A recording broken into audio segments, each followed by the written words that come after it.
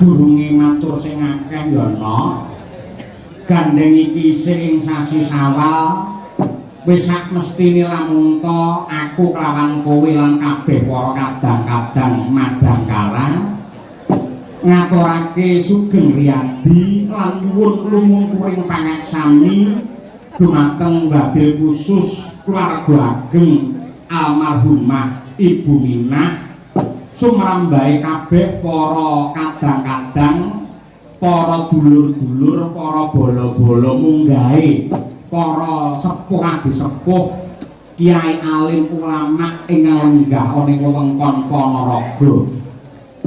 Ngono ya, Mak. Kaya ngono. Iya. Ora liwat ngestokake dawuh biyun. Pripalungguhan iki awake dhewe ngestokake dawuh pepunden supaya sowan ana laladan ringin kauman Ponorogo. Ngono ya. Ngestokake dawuh pepunden kula Bapak Mayor CPM Mujito SHMM ingkang kembulanian kalian Ibu Sri Wahyuni saha keluarga ageng Simbah Minah. Ya. Manut dawuh sing dak tampa ana dalem kene lewayangan ora mung pisan jiki kok Mak. Marambah makaping-kaping klebu pepunden dalang yen Mbah Gondo Buwana ya nate ngasta cemburit ana ing kene. Pakmu gedhe Swargi Ki Anom Hartono ya wis nate dipiji supaya nyangik limbu ana ing kene. Pancen keluarga ageng Mbah Minah khususipun Bapak Mayor Mujito ki pancen maindit ning wayang. Mula bengi iki panjenengane ngersakake lakon Wahyu Purba Sejati kuwi aja nganti gampangake lho, Nduk. Merga Pak Mujito ki piyai sing apal karo lakon. Mosok?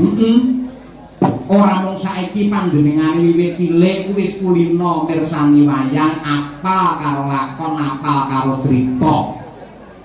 Malah akeh paguyuban budaya ingkang mapan ana ing laladan Banjarmasin sing dilenggahi kono sing dipandhegani karo Pak Mujito.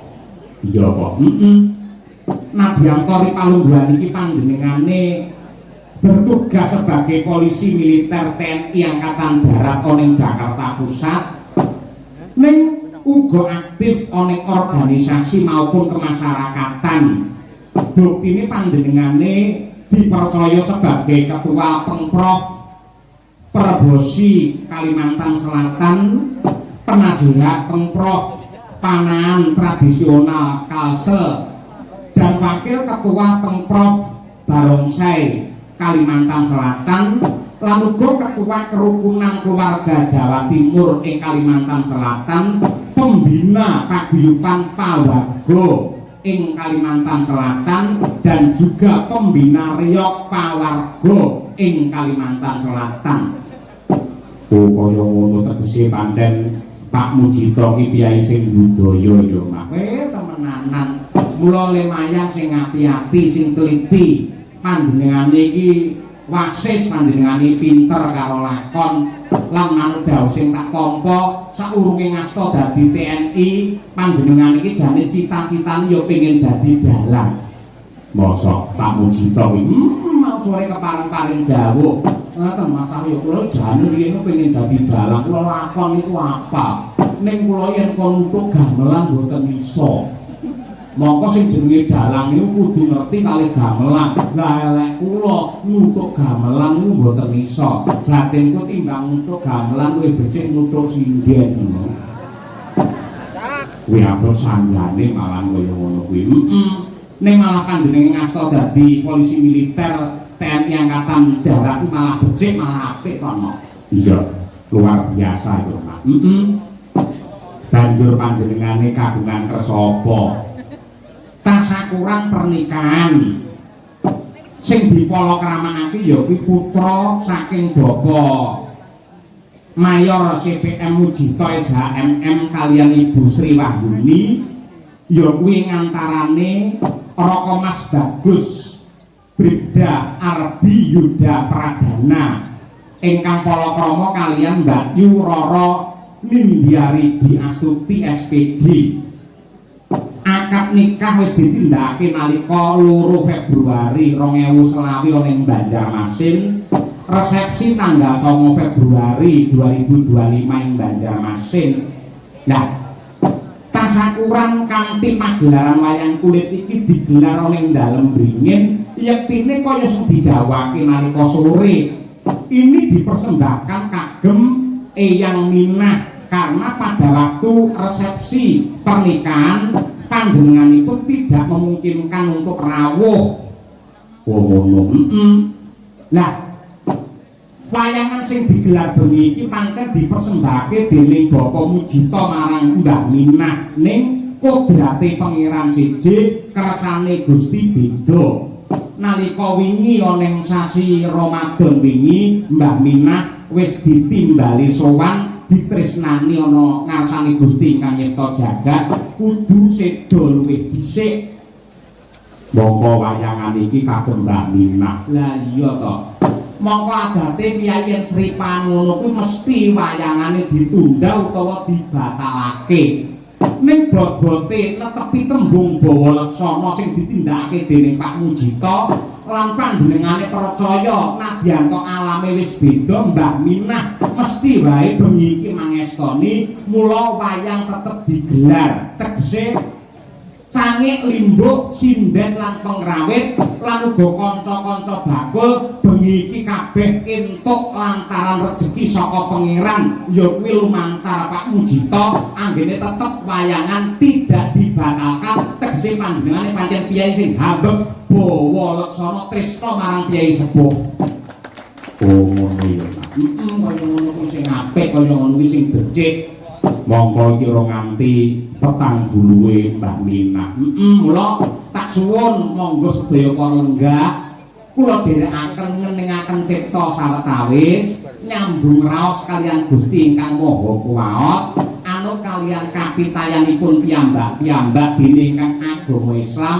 Monggo kula dherekaken kirim donga dumateng almarhumah Ibu Minah, mugi-mugi pinaringan tentrem ayem jenjem permanem mulya wonten ing swarga kagem Eyang Minah. Al-Fatihah.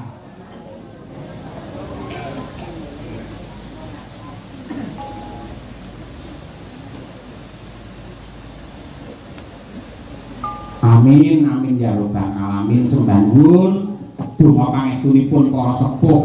Ya matur nuwun ya Mak karo keluarga besar Simbah Minah sing kepareng nimbali karo awake dhewe satemah iso silaturahim kangen-kangenan karo Sutrisna Budaya ing Laladan Ponorogo. Matur nuwun lan ugi ngaturaken salam hormat ingkang kepareng monitor lumantar streaming nenggih punden kula ingkang kinantun kahormatan Bapak Legend TNI Purnawirawan Bapak Dodi Wijanarka. Ya, aku wis nuwun pangestu nalika sore mau lumantar WA. Ugi salam hormat kagem WS dan Puspomat Bapak Mejen TNI Eka Wijaya SH beserta jajaran polisi militer se-Indonesia. Ugi salam hormat dumateng paguyuban Pawago Banjarmasin ingkang insyaallah kepareng rawuh rene, sing ora rawuh kepareng mubar ning Banjarmasin. Ugi bekti sungkem dumateng Bapak Kiai pengasuh pondok pesantren Darul Fikri Laladan kene Bringin kene. Salam hormat dumateng para pepunden dalang Mbah Yatno, Mbah Sento, Pak Manto, Pak Puguh lan ugi kadang kula sepuh Raka Mas Ipung Purba Sasongko sing kepareng ngaturake ya kuwi pawiwahan wiwit sore mau. Oh ngono. Disuwunake marang kurbane pangeran muga-muga kemanten kekalih Raka Mas Arbi karo Mbak Nindya tansah mandya sakinah mawaddah warahmah kebak barokah ampu wahyune jodoh satemah pinaringan katentreman lahir batin lan ugi keselamatan donya praping akhir yo Mas. Yo ora perlu kakean gunung sing tanpa guna, saiki ngaturake wiwit saka sing klasik luwih dhisik ngono. Kula nyuwun dumateng Ibu Sukesi Rahayu Bu Kesi supaya ngaturake apa sing klasik ya kuwi jineman ular kambang yen ora kleru larase pelok patete 5 oh ngono kejawi katur dumateng keluarga ageng Ibu Minah ugi kulaturaken dumateng sedaya para sutresna budaya khususipun nenggih caksi lover dimanapun Anda berada. Mligine meneh khusus meneh ya kuwi anak kula wadon. Oh iya, Anindita. Ya, monggo Bu Kesi kinarya nglaremaken swasana kulaturi nembang jineman luar kandang. Monggo Bu.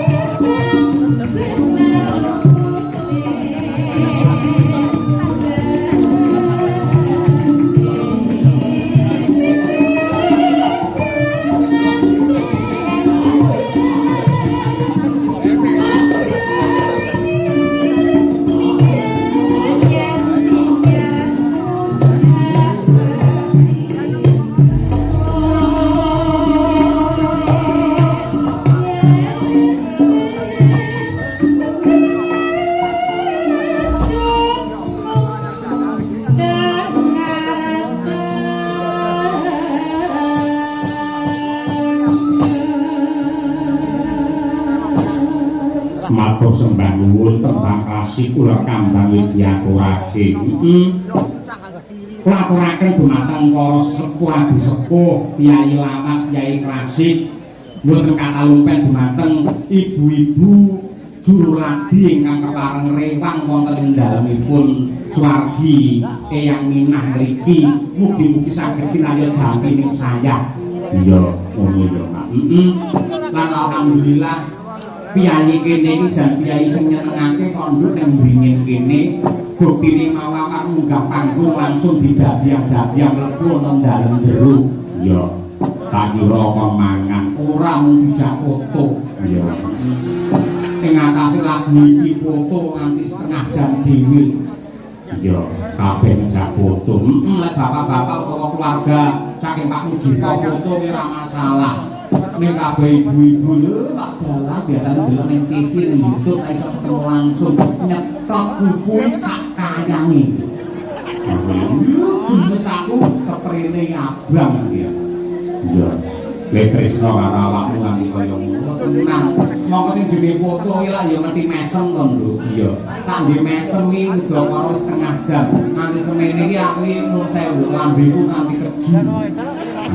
Soalnya pengumuman yang nanggap wayang sak fotone kudu ana anggaran di foto dhewe. Yo ora iki tandha tresno. Nah, Sembanggun akeh banget sing kepare rawuh mongko sore mau dan yo Mas. Alhamdulillah. Ya kok menawa kangen karo wayang Kyai Bringin kene Kauman. Nggih. Monggo dipuntaka piyambak supados sedaya jeneng pinarak. Ingkang ajeng lenggah supados ketingal lan ingkang wingking mangke saking gatekaken kanthi cetha. Ya ngono. Ngoten niku. Monggo njaba ya wis diparingi layang ya. Ya mergo kiai akeh konduk. Muga-muga sedaya pinaringan rahayu. Nggih. Ana bintang tamune, ana malah iki sepisanan lagi ketemu karo awake dhewe ning piyanyi iki wis asring ya kuwi kiprah ning laladan kutha Riya Ponorogo. Iya. Mas Gareng saka Pacitan. Kaya ngono kuwi ketambahan ya kuwi Waranggana sing benbengi ratau leren ya kuwi anak kula wadon Elisa Urkaros Alasu. Wah, iya. Suwi ora ketemu karo Mbak Lisa. Temenanan. Alhamdulillah nanti saiki Nadianto Jani wis kudune iki cara pitik kudune wis didu ning parandene isih dadi jomblo. Iya, durung duwe calon. Pacar biyen nate ning didelikne akhire ilang tenan. Saiki asli jomblo tenan. Iya.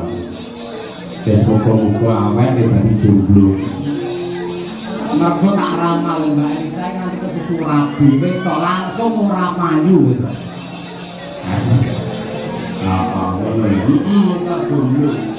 Mula sumpah Mbak Elisa sakjroning batin kowe iki janjiya kowe prasetya. Sakjroning urip aku dadi sinden dadi bintang tamu ora bakal kenggo karo wong lanang, ora bakal rabi karo wong lanang kejaba milih dalange.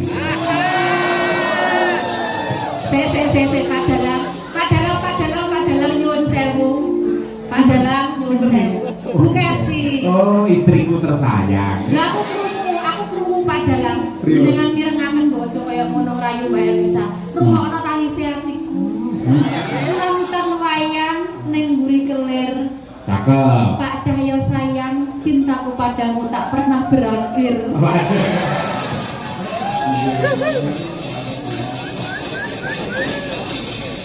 Nonton wayang ning mburi kelir nguyuh. Bukesi sayang entuk aku wayuh. Keproparon gasmu. Sik Pak Gareng saka Pacitan luwih dhisik men jumeneng. Ya, tumrake prau. Monggo pinarak mriki Pak Gareng. Yo.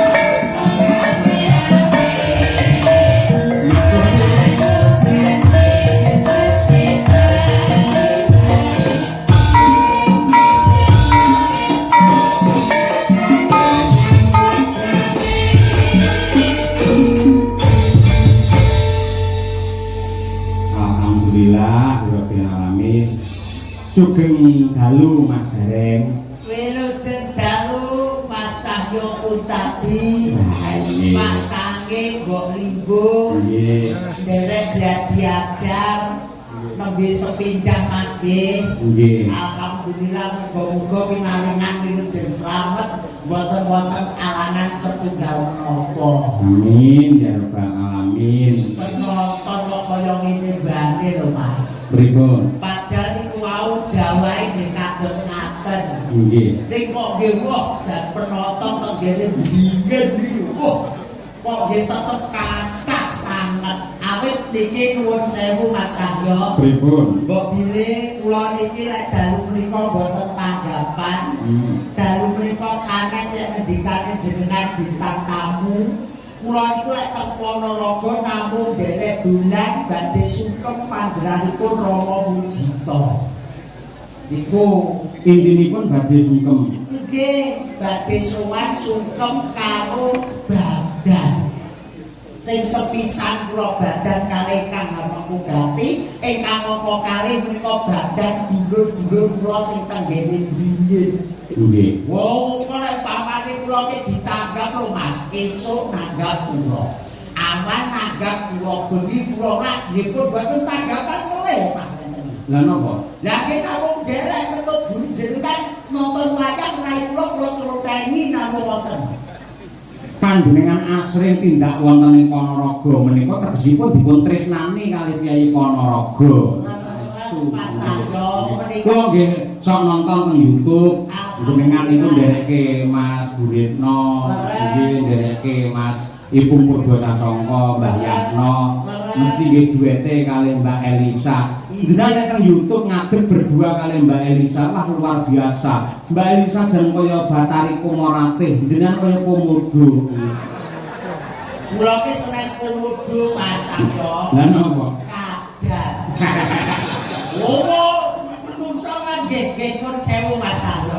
Paribasane kula dalah panjenengan teng mriki nuwun sewu priyayi Ponorogo niku priyayi ingkang kebak ingkang mulyan, seneng budaya, seneng nanggap wayang. Nggih. Pangkat paribasane dadi wisatane, nanggap wayang foto nang dadi camilane.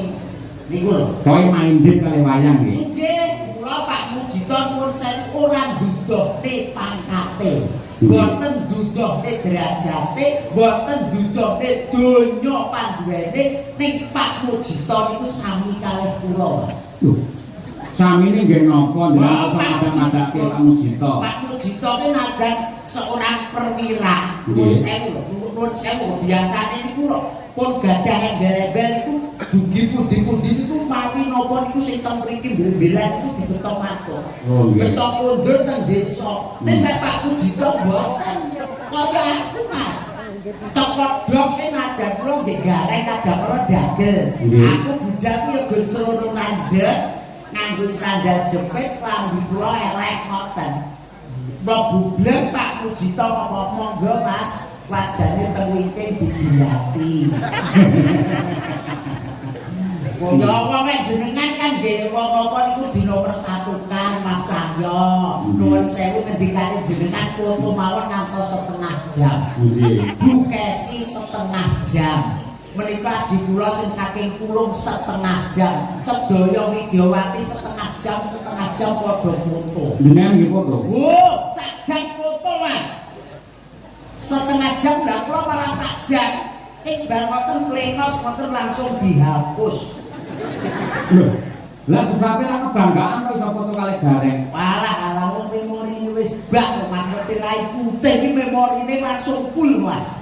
Mawon niku pas kula badhe foto mlebet mriku, Nggih. enten bayi sik cilik ngoten niku nangis wer-wer. Bareng kula jak foto alhamdulillah langsung meneng Mas gareng. Wah, sami kali kula Mas Iwan. Ya nggih Lho, wong nek bayi foto jepret mari nangis. Nggih. Terus napa niku lahir putri-putri cantik, tetep kula seneng. Bareng to wong meteng Mas. Foto jebret ngoten plengos ngono, amit-amit jaban bayi.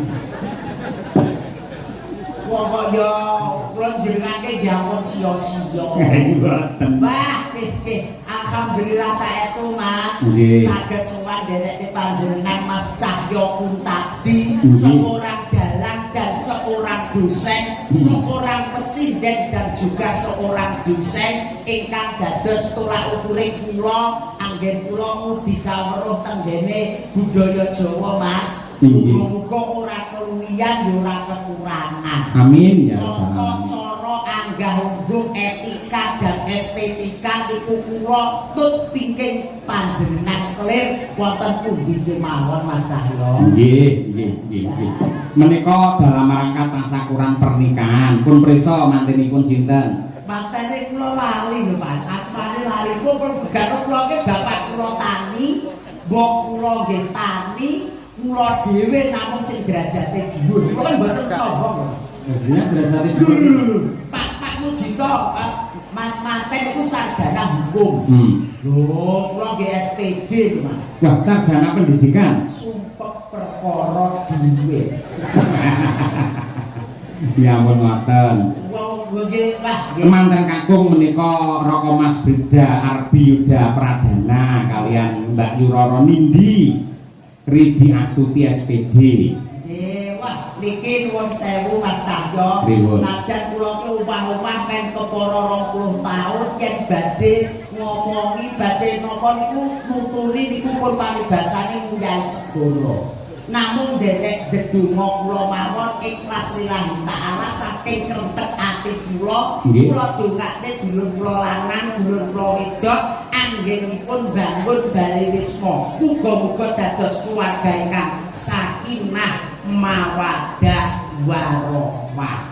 Amin. Pikantuk wahyu kanthi nemu, pikantuk wahyu jodoh ngarsanipun Gusti Kang Maha Agung ukel rezeki panjang yuswa. Amin, amin. Kula pitados menawi donga panjenengan menika gedhe dayane tur ya mandi. Wong nyatanipun jenengan nggih anggenipun bebrayan langgih dipun paringi guyub rukun mawon to. Nggih to Mas. Nggih. Kok guyub rukun alhamdulillah kok jenenge paugerane wong tuwa Mas nuwun sewu. Nggih. Bapake ayu kaya ngopo iki tetep bojomu. Cantik kok kaya ngopo ngendikane jenengan tetep Nggih. bojomu. Lah kula kan nggih to ngoten. Leres. Dolan tenggene Mall Madiun. Pripun? Lah teng mriku niku panggih artis kondang cengwatik. Nggih. Kula mlantung mulih jebul Mas. Ayu bojone jenengan. Ayu kono Mas. Lho. Nun sewu warah agama niku sampun paring piwulang. Nadyanto wong wadon ayu digelar teng jagat, piye carane awake dhewe tetep menganggep lamun to bojo ki sing ayu dhewe ngono lho. Lah sajane kok nggih wonten nek masalah kesetiaan nuwun sewu lho. Pripun? Wong jenengan ngendikan mawon badhe remen kali Mbak Elisa nuwun sewu. Mbak Esi pun ngendikan kowe iki bojoku ning nggih kalah romantis kalih kula. Kok iso?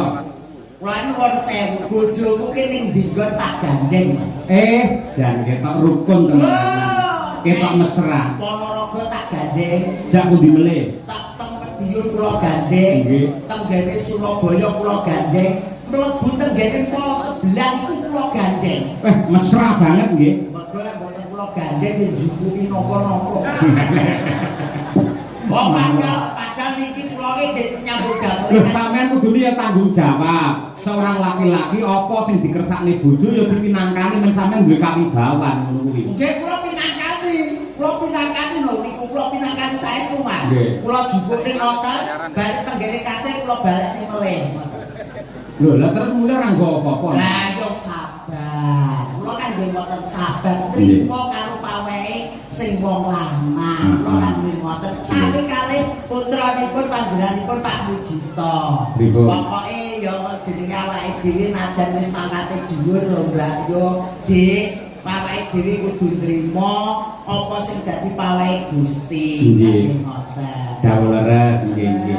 Lah niki mumpung Mbak Elisa sampun jeneng pinarak wonten mriki dasaripun sampun sawetawis dangu mboten pinanggih. Leres Mas. Jenengan kajengipun kancani Mbak Lisa nggih. Ijih, Oke, siap, nggih, siap, nggih. siap. Monggo jumeneng Mbak Lisa. Aja dipleroki. Monggo, yuk dados madakara. Yuk.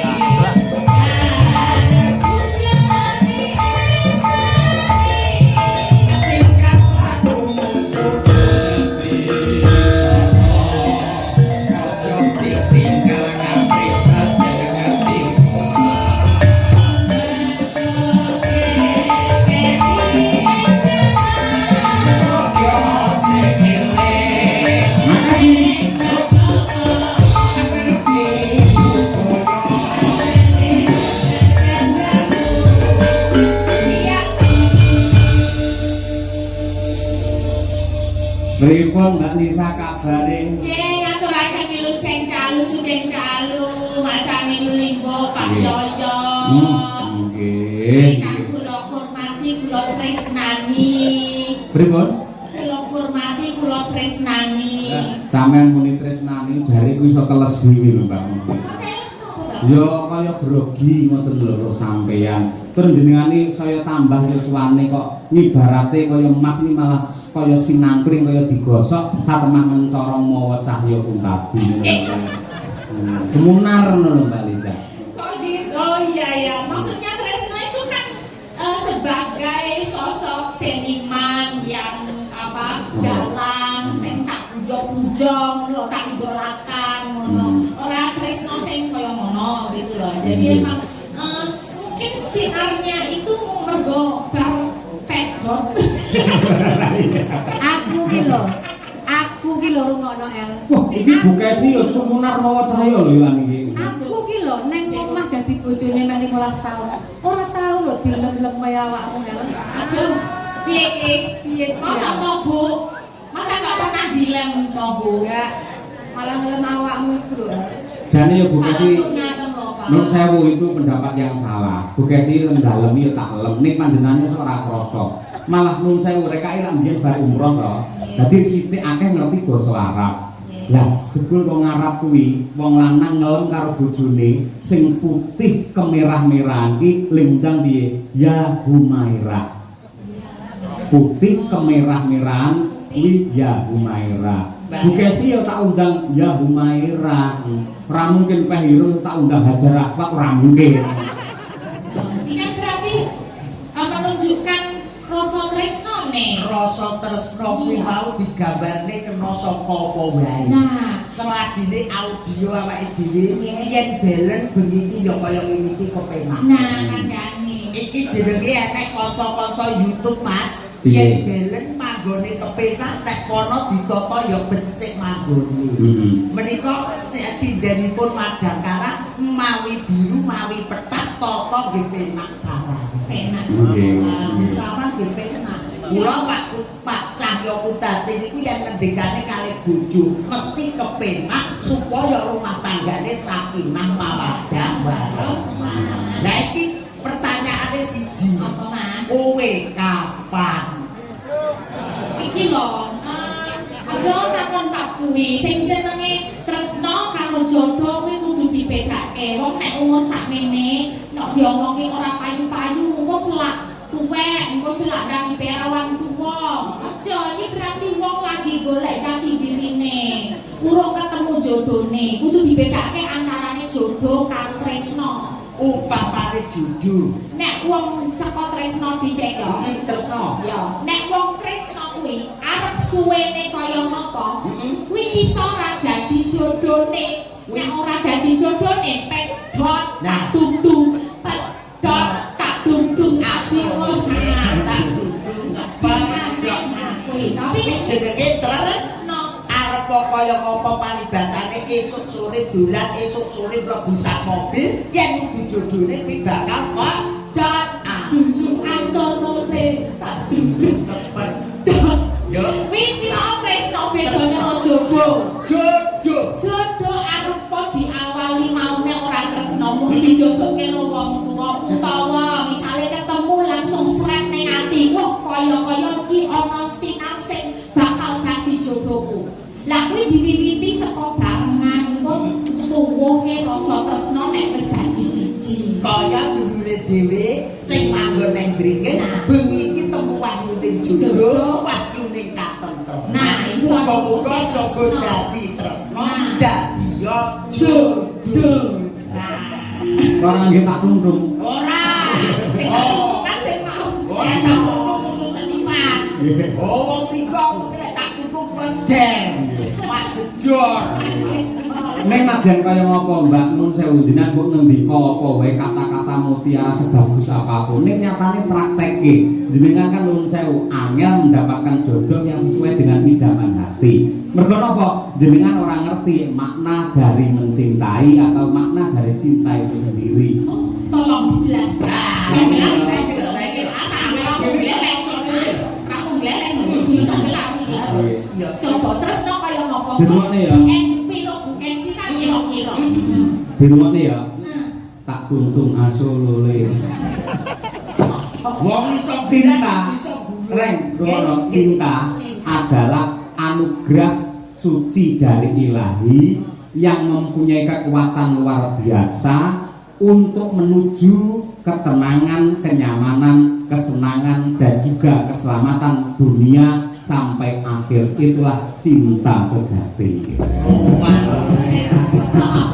Nek kok berarti benar. Ya, iya. Ora dogo. Ora dogo, berarti kita itu bener tenan iki. Nah, iya. Ya, Apa ya? Nek cinta.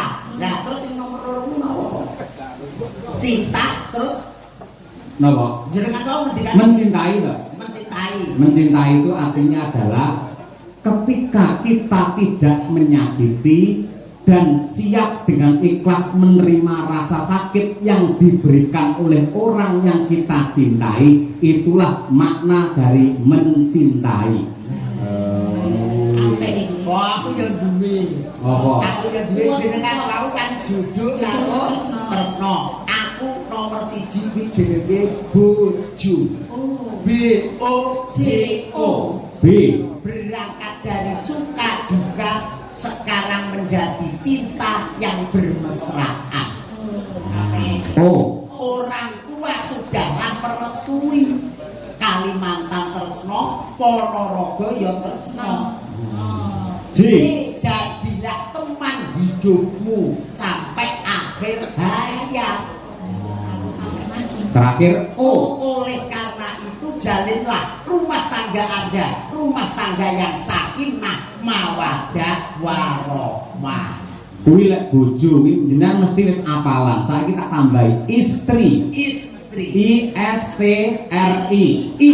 Mas, Apa? bisa cetok pisan durung tahu iki mergo dua palanku. Loh, zaman saiki iki sing jenenge pelawak dituntut harus cepat, cerdas berpikir, ngono kuwi. Istri. Heeh. I.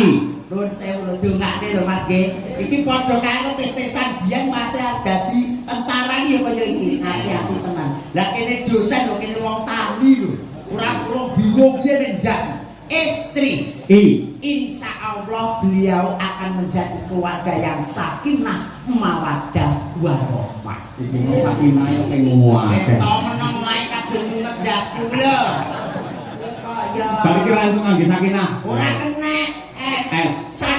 Setelah itu Anda harus selalu rukun, Anda selalu memadu kasih supaya keluarga Anda menjadi keluarga yang sakinah, mawaddah, warahmah. Nggih, dagelan telek. Kok ora ono. T. Tatak tutup ngantos kuku sing yuswa. Dongane kakek-kakek minen-minen andeng waringen sakinah, mawaddah, warahmah. Amin. R.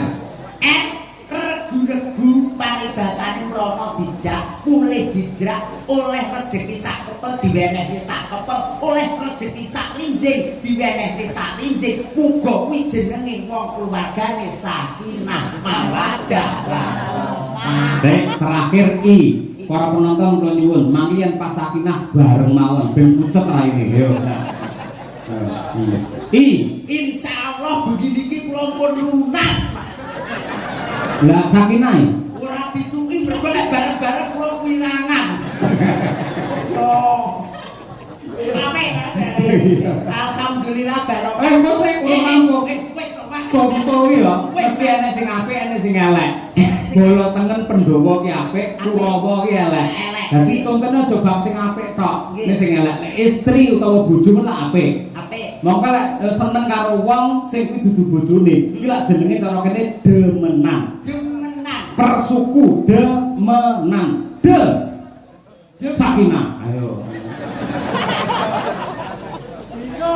Dek, D. demen dolan ning ora kandha bojone. Ayo persuku ya. Mendak tinggal yasinan bae kok wis do ndrunduk. Lho, An terakhir. anake wis turu, ayo budal. Pengalaman bae. Wah, Mas. Sik tambane gelek. sesuku selingkuh secepat. Yuk. Serba cepat dan harus dapat. Wong selingkuh itu dicepet lah ora cepet ora iso. Lah kan YouTube kan. Ya nek kulino iki to. Nggih. Iya. Li Nambaran ati tresno mergo kasembadan bledek ning koper kono. NG. Aku ngendikane Prawinase sing penting ora konangan, ora dosa. Kowe alah. Terakhir kok. Kok ya kok piye? Kok lek konangan lho Mas, hati-hati. Kok konang piye? Lah ya kok ki luwange lho Mas kok ki. Lah kudu iso, lek ora iso tarik kembali ayo. Kok niku tegese ora kena angkuh karo bojone.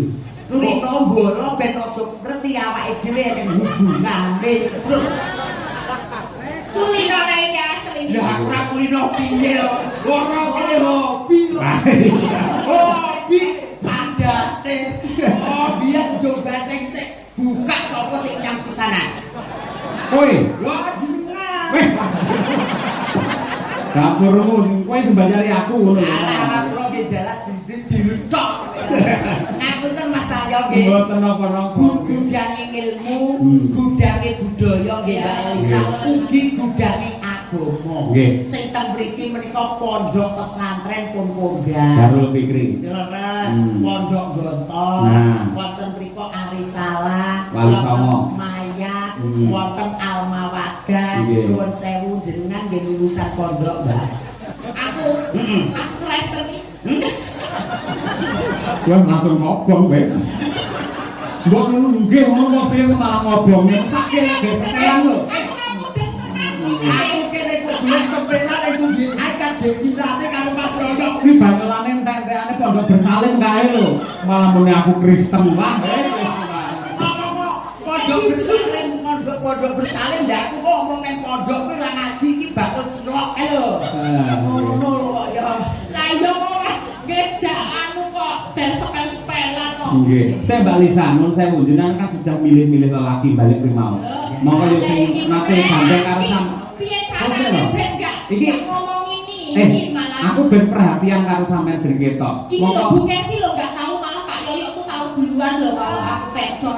Hah? 10 tahun. Lah sampean yo ngomong karo aku terus ngomongi mari kaget. Nah nek iki jenengan kok lewe karo aku Mbak. Oh, langsung tiba-tiba ngerti perasaan. Lah aku kan guru muni ngene, minal aidin Bapak izin mohon maaf lahir dan batin. Awan ngono, nyapo lek nyauri sampean kok alhamdulillah aku wis pedhot Pak. Napa ngono? Loh, ngomong bener ora muni wae. Mas, Ngomong. lanjutkan. Kowe jabatanmu apa lanjutkan lho. Lho, Mas itu nggih ngoten nek ketoke seneng geget saute kepenak yo undung. Ini jenenge kan istri. Lah iya. Dari kono kan istri. Dari iki kan chemistry. Aja wedi karo buke si Mbak Lisa panjenengan diakoni ora apa-apa ngono Enggak kuwi. kan Bu Kesi lo udah WA sama aku. Oh. Sing semangat ya El, yang penting tuh berkarir dulu aja enggak apa-apa. Tapi golek aku muga-muga mungkin untuk jodohmu ning aja Pak Yoyo. Gitu. Aku udah diwanti-wanti. Ya bener Bu Kesi, lan kuwi dawuh Bu Kesi kudu kok estokke. Harus kamu laksanakan. Dawuh lah aja karo Pak Yoyo ngono lho. Ning kene yo kicah yo unta. Allahumma. Oh ya melu doa. Lah upamane yo aku kan yo melu seneng to. Oh biasane tanggapane Ponorogo yo berpisah iki kok karo awakmu kan yo melok. Lho Pak Gareng pripun niku boten preso pripun ati kula. Kula niku ibarate wayang ngoten Dewi Wara Sembadra sing digarwa karo Raden Janaka. Panjenengan preso to? Raden Janaka menika lelananing jagat sing garwane ora mung trima siji, nek sak kethi midodari. Iya. Nah, riyen aku iki ibarate Sembadra, aku iki wis jembar. Aku malah remen seneng mergo apa?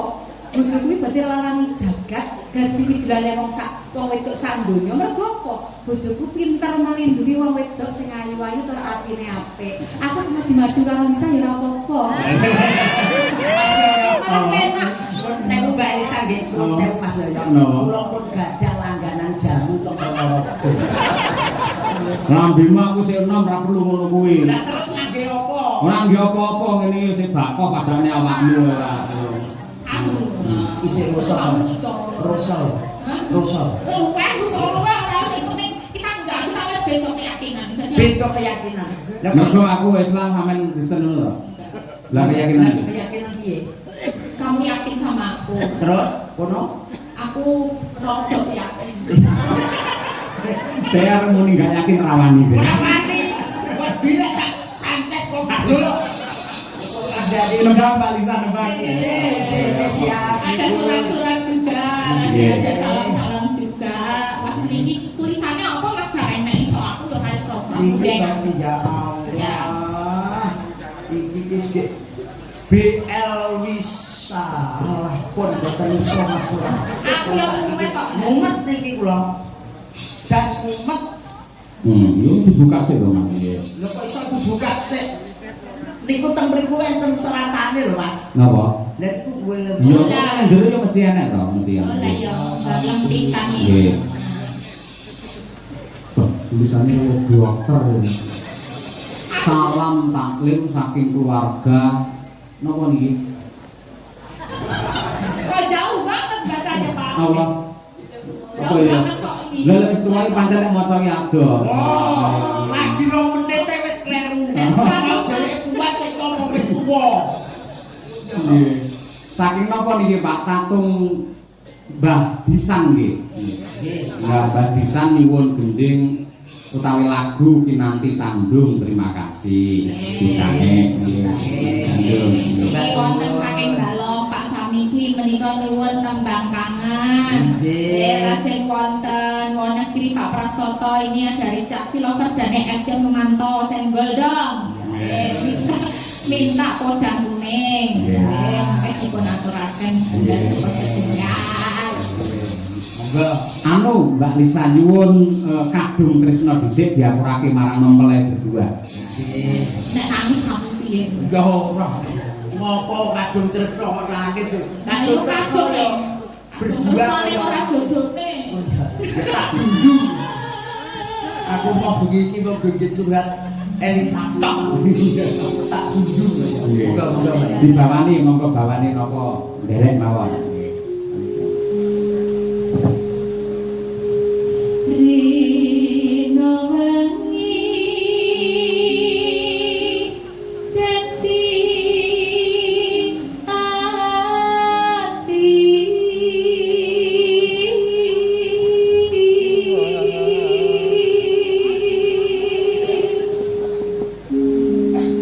tanpa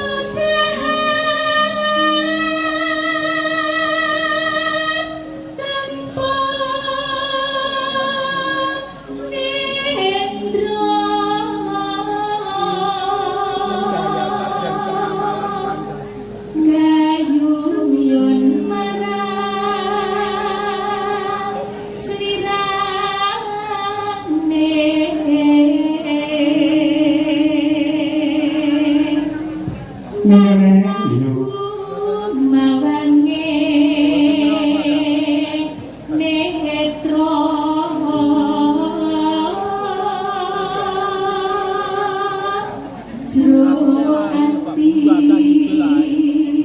Kandung tresno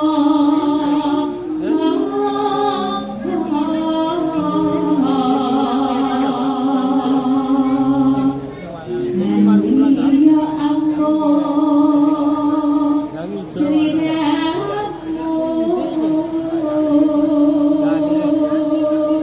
satemak loro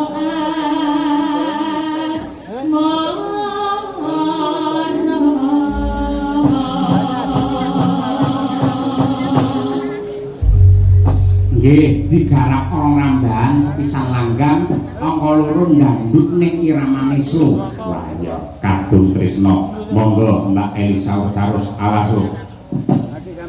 Lan mustafa ecende yen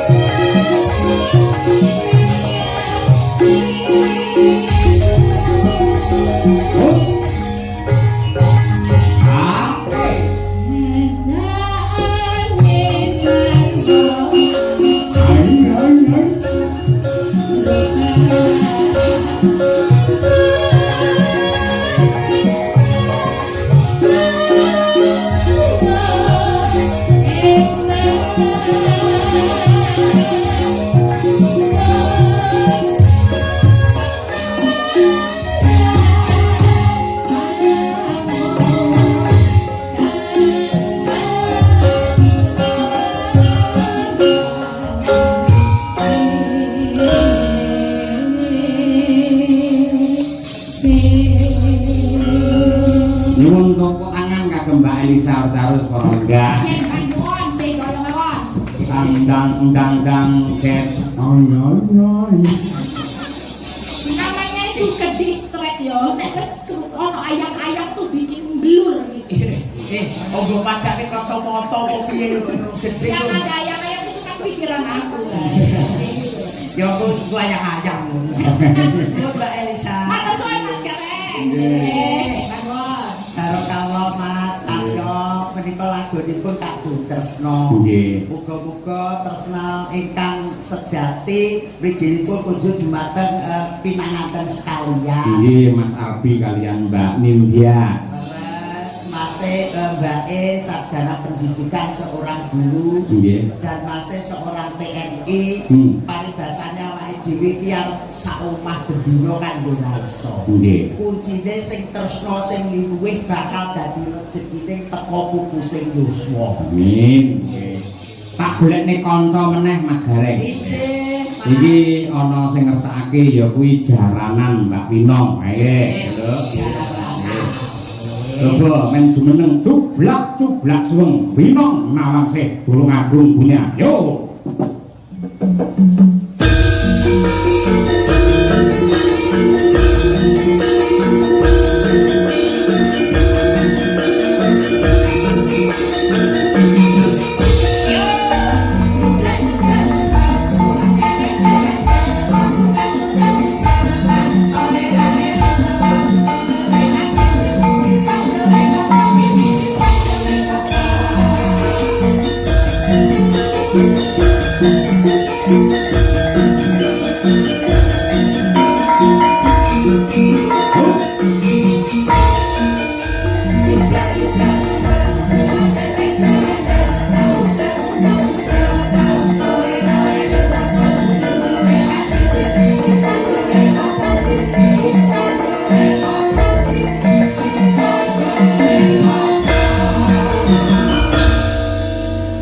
Mas Gareng pun nate pinanggih kalian gendut Pinong. Alhamdulillah Mas. Pun nate. Pun namung sepindah niki.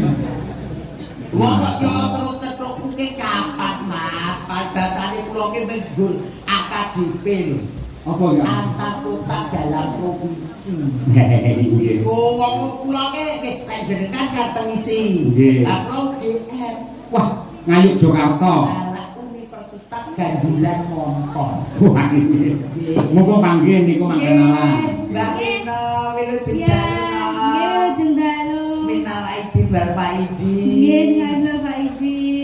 Sepinten kelepataning kula nyuwun pangapunten. Nggih, kula semanten mugi Pak Gareng. Alhamdulillah Mas ngeten iki. Gandes luwes nyenengne ati. Cara buah Mbak Winong niku napa? Lho paling boten nganggur to Mas. Anggur. Anggur. Kok iso anggur? Ora dadak diuncek, ora dadak dikunggah langsung dipangan.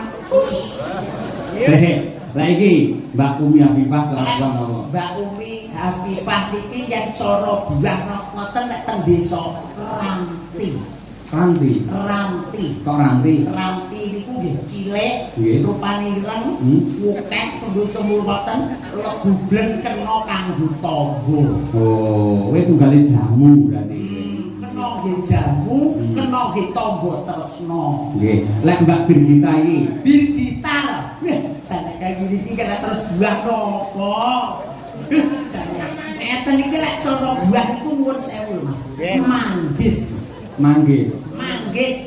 Kok manggis? Manggis itu tidak pernah bohong. Sing mburi 5, jerone ya 5. Nggih. Niku Bu Kesi napa? Bu Kesi ta? Heeh.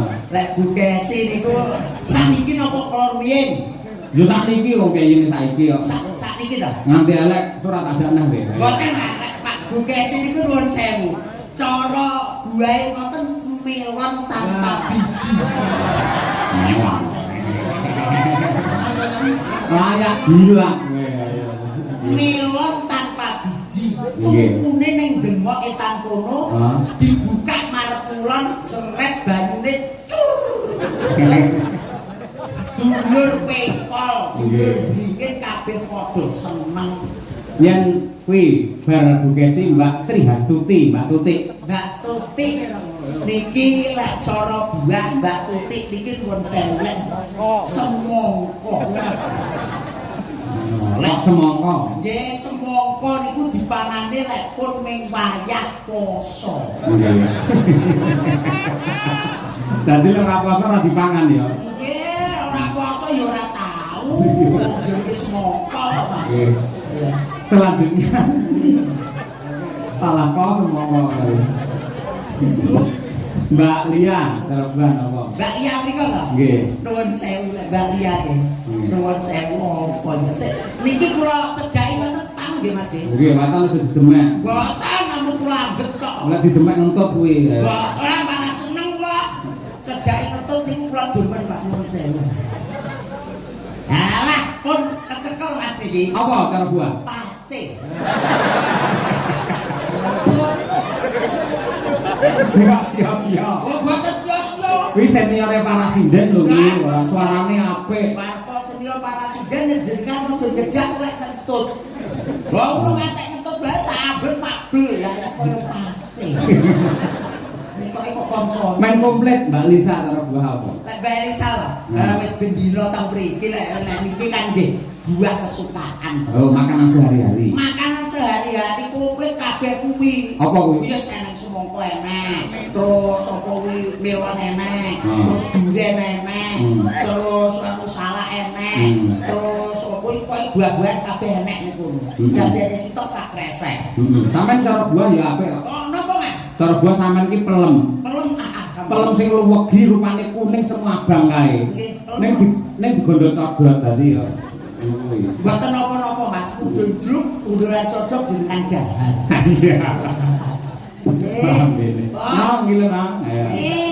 Mesti ya penggemarmu ana sing ngersake jaranan. Nggih, Mbak Winong niki napa melih iki teng bumi Riok Ponorogo, Mas.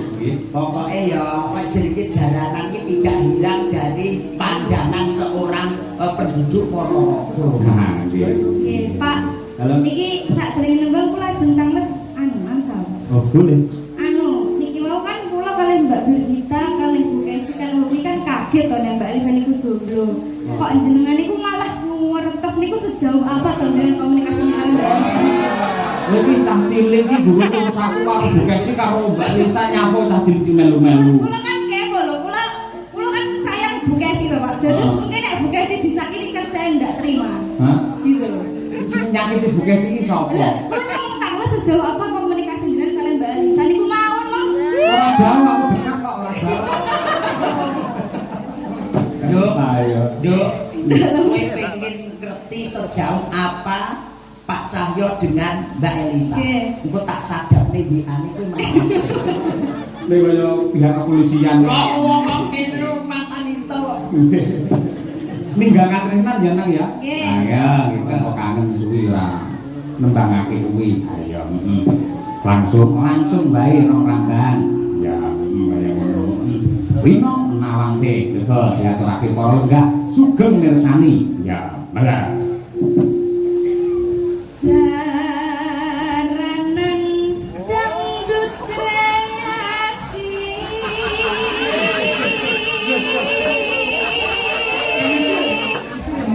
Ini janji ayu, suarane apik. Nggih. Ning tell me bunda iki. Orang rumahnya ngomong aku to. Tanpa nganggo bawa langsung bae. Yo kena sajapane HP kuwi mau coba foto saiki. Kok sajapane HP mbok foto saiki dadi gowo. Kok enggak kedengeran ya tadi ya? Maaf ya Pak. Ya wis ora apa-apa enggak. Enggak apa-apa wis, enggak sido nek ngono. Lojo kabeh metu ora iso piye ora. Diterusé Pak nggih. Saya tak tepoke Bapak. Saiki sing lenggah wae sing menghakimi. Pripun dibawani mboten, Pak? Oh, bawa iki lho, wis diselamatkan. Nah, diselamatkan. Iya. Iya, pikirane ya padha karo Mbak Elisa. Wis seprene ora ndang untuk pacar. Jangan gitu lah Pak. Kuwi bocah bermangan. Kita gede ya, gede ngawake tok. Loh, kula iki gede atine ya gede lho Pak. Paling tak lepek. Mas Cahyo. Mas Cahyo. Apa? Kula mboten patut ngomong. Lah napa? Wong jenengan pun persis kok. Ya dibatasi nang apa nang. Ayo. Sing kuwi aku menghindari bawa kuwi mergo mau diki karo Mbak Elisa Smorondono. Ini ora apa-apa, takepane kan beda. Beda. Enggak. Nggak penting Mbak mboten ngirim. Heeh. Tujune kowe karo buah ya seger paman karo buah kowe pace tak penging kowe. Untung kowe mau ya awakku anggur. Ora gagak diumbang ndang dilep wae. Garinge ngawut anggur mau jane uwi. Ngawut. Lha yo lek uwi iki lek anggur lha wis sakmene cilike wong tenggo pinggir dalan dipangani kan nggih repot to Mas. Mending nggih jamu bae lek wis sehat iki dolan nang anggur. Iya. Ya nak apa-apa saya.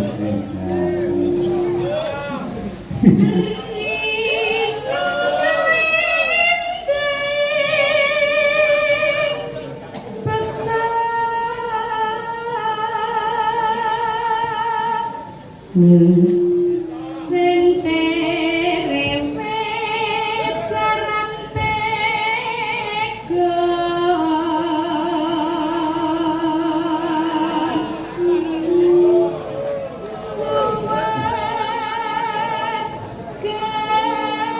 gemas nuju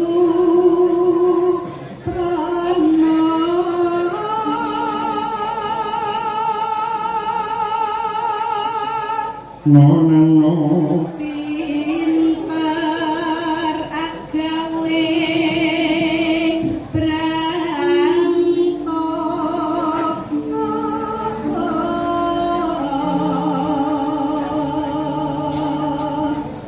sindang minum tulung aku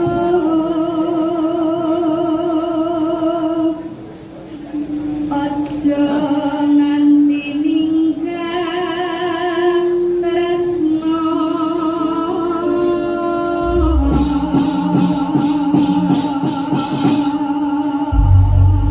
Ya. menika diplaturaken dumateng Pak Jono Busri sing tebih saking Surabaya kraya-raya tindak wonten Laladan Wingin Kauman Ponorogo. Kangen karo kanca-kanca Madangkara. Ya. Karmane panjenengane urung diaturake wis pirang-pirang taruh. Utut manggung ning nggon gara-gara wae. Ya. Ya Nduk, wino nawangse. Ya.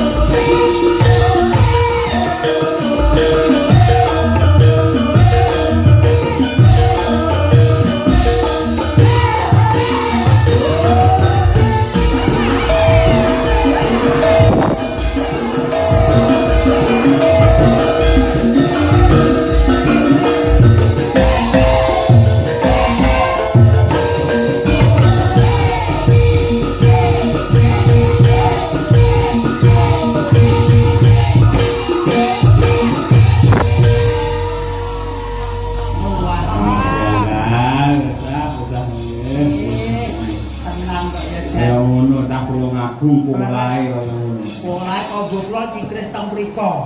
Moto kula meh kliripen upat-upat. Betul ta? Nggih, lek pucuke niku kan upat-upat. Ah, nggih. Meh mriki lho, Mas. Nggih. Untuk mriki bablas ra omong. Kula nggih dhisik mawon teng mriko. Luar biasa Mbak Mina. Nggih. Pokoke teng ngene Ponorogo niku kan nggih sedaya niku kan nggih remen Mas nggih. Leres nggih. Langgane nggih remen. Nggih. Napa reok Jineman. Jineman nggih remen pamundhutan apa melih menika para kadang sutresna mboten namung laladan ringin Mas Tahyon. Nggih. Saking Balong rawuh, Nggih. saking Singgil rawuh, Alhamdulillah. saking Danyang Ponorogo rawuh, Nggih. Madiun rawuh, Magetan rawuh, Trenggalek ugi rawuh teng mriki. Alhamdulillah ngaturaken panuwun. Jenengan kok apa piyai sing rawuh rene? Lho nggih kula nek teng Ponorogo nggih niku wau sak ubek-ubek niku kula nggih teng mriku mawon. Dados apal. Dulur mriki niki kula apal. Nggih. Balong Singkil tenggene Bajak Sedarat Kulon titik ana Sumarata, Nggih. bablas mriko tenggene Sampung. Nggih. Iki teng mriki sedaya tulisane jenengan residen-residen sing cantik niku. Nggih. Lah menika lho Mas Gareng, Pripun, Mas? menika wonten dawuh saking Bapak Mujito. Nggih. Mas, ini ada penyanyi namanya Mbak Fitria Rosa. Persembahan dari Bapak Haji Karnadi Jombang. Mbak Fitri, pundi Mbak Fitri? Mbak Fitri. Jadi sempat kersane migap. Oke, nggih. Kurang tak dang dang dang dang. Oke, Mbak Fitri berpadu dalam Melodio.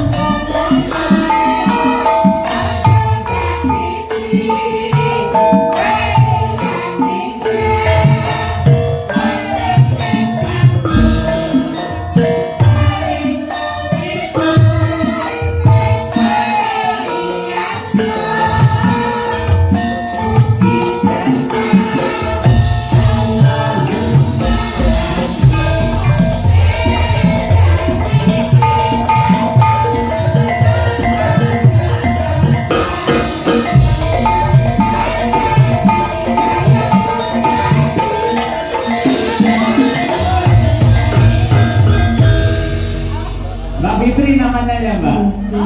Dalam?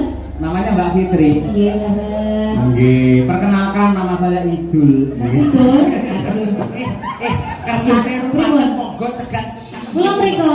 Nggih. Waduh, kula lek cedak-cedak kalian dalang ingkang Bu Agus nyata ngabiter lho kula. Waduh. Ke sampun enten sing gadah keteng wingking. Bebas mawon. Oh ngono.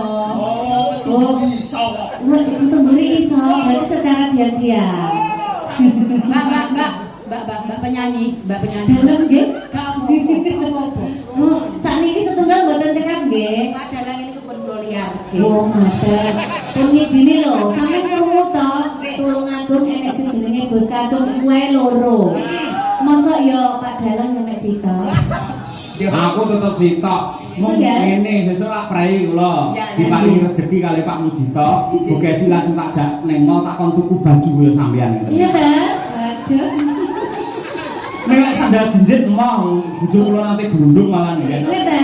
Oh nggih, telegram mawon lho Pak Dalang. Mas Sakyong, Bupati Mbak Kesi ngagem baju kados teknik ngeten iki. Nggih. Budal ing Ponorogo wonten kula ngeten. Bims. Ini apa ngono kuwi jenenge? Tegese gungan Mbak Yuku Oh, wedok. Niki iya. kok ya ngatek gawe ngono wis. Kula nggih ngoten. Mbak Fitri, Nggih, ya, Mas. alhamdulillah sowan teng dalemipun Pak.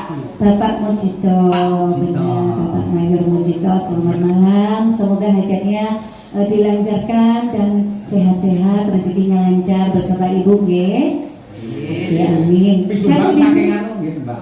Kula. Bapak Haji. Nggih, betul. Dari Bapak Haji Irfan Karnadi dari Jombang. Oh, iya. Dan Ah, kula- bukan aslinya mana? kula tanggine sinten niku, Mbak E Mbak Tulung Wina. Agung kula. Mbak Wina. Tulung Agung nggih. Saya tolong aku. Pengen perso? Jenengan tepang jembatan Gunung Bulu. Bolo kuwi mbiyen anu bekasku. Bekas tak liwati maksudnya Mas. Omahku sik ngalor maneh. Jembatan Ujang siji nggon ketek-ketek kae. Iya sing termasuk kaya Yo, ketek-ketek kae ngidul. Iya bener toh. Jembatan Ujang nggon ketek-ketek. Ngidul. Kae ngidul. Enek baju protelan terus mulon. oh layak kok panggil teng mriko Mas. Nggih. Mbak Fitri ke selak ijo. Nggih, kula mantane niku, sak ijo niku. Nggih, kula Badhe niki. nembang apa, Mbak? Lah nggih kula niku wau bingung saking mriki kok anu napa kula niki nggih sanes sinden nggih Jenengan- campur sari kula nggih radi-radi anu pripun. Jenengan Lorenza lak kulino to. Sing jadi-jadi. Oh, ngaten. Nggih. Kula to. Nggih. Nggih radi. Anu Nggih, kula manut mawon. Pokoke jalan ngoten mangke kan dibantu kalian Mbak Nggih Mbak to. sinden Jenengan nggih. mau nitih napa? Kula nite anu Mobil? mboten dokar. Oh, iki ora tau jeblok, Mbak. Ora kula biasanya dijedok malah. Wah, berat ya. Waduh. Berat iki. Mau sinden kulo mau kabeh genahku neraka aku. Tambah ban, nggih. Anu riyin mawon napa sing lagi wingi nggih nggih. Nggih. Nggih. Loh, saya Mbak. Jenengan Napa? mboten kulino teng layang to? Kula Ngene. namung sepi jane kita sing wayang niku. Lek wayange sutradarane itu dalang. Ketika dalang Betul. ngucap tukang nambah ban niku sendika dawuh. Nah, ngoten lho. Ayo. Nggih, tadi ada request lagu itu tadi lagunya Campur Sari juga, tapi Campur Sari Senes Langgam lho Nggih, nggih. nggih, nggih. Wonten lamunan mungkin saged dibawakan napa kula tak konfirmasi riyen kalih Mas-mas niki napa pripun Mas Jalan. Oh, nggih. Saya tak celok Pak nggih ngapunten lho, Mbak Kesi nggih. Kok Ora nggak apa-apa, pantes ora ya. apa-apa, wong niku Lah lek umure sik 17. nggih ngeten Setengah. lek dalu ngeten iki Pak Cahyo. Pak Ya, lek Cahyo. Pak Sitan mriko kali Mas Kendir niku lho nuwun sewu. Kalau Kendir Sing pundi? Kentir pundi? Lah kan sing nyekel sawan lho. Biasane ora Pak Cahyo ora. Sinten? Kung Cahyo. Kuncah yo. Bareng iki Pak Ang iki guru ya dalang kok iso kewiyak ora. Nggih. Pangaten nggih. Mbak sampean ora ngerti to? Sing, napa? Nun saya boleh enek penyanyi niku ngelok-ngelokne dalang. Nggih. Ora ngerti karo dalang. Terus Terus piye? mati akhirnya dadi ngene iki. Lha niku kula biasane lek wis pacakane ilang dadine ngoten niku. Nggih, ora apa-apa. Kompetisi niku duman. Sing penting aja nganti dadi ngene iki. Aduh, hati lho Mas yo. Nggih. Coba sesuk alok karo Mas Dalang. Boten, boten. Malati. Wonten aku ora tau alok karo Mas Cahyo, ora tau alok karo Mas Yoyo. Gur siji Pripun? ngrasani. Ya Allah. Malah seru niku. Pripun napa sidane Mbak Fitri? Nggih, nggih. Lamunan. Oh nggih. Nggih, Ya. ingkang sing gampang-gampang mawon nggih. Nggih. Mergane aku ki ya untuk penyanyi sakjane Mas. Yo mek gur nyumbang lho iki. Oh, ya ora apa-apa. Iya, mek iso-isonan ya. Mboten apa-apa. Penting nyumbang Mas Cahyo nggih. Nggih. Penting nyumbang. Iya, sing penting nyumbang donga ya penting lho Mas. Nggih. Monggo dipun aturaken kanca-kanca Madangkara Lamunan. Ayo kene Mbak Wirama. Ayo. Ayo. Aku kataran. Enggak. Ya. Sampeyan pantes langsung. Nggih to. Nyawang jenengan iki kula nggo mawon pun marem kok. Waduh, iki adem-adem lho aku ya kudu disanding iki. Ya wis, ora masalah. Oke, jenengan nyanyi kula tak cedak jenengan. Iya wis, mantap sampeyan Mas. Nggih. Monggo. Monggo dipun aturaken Lamunan. Ini.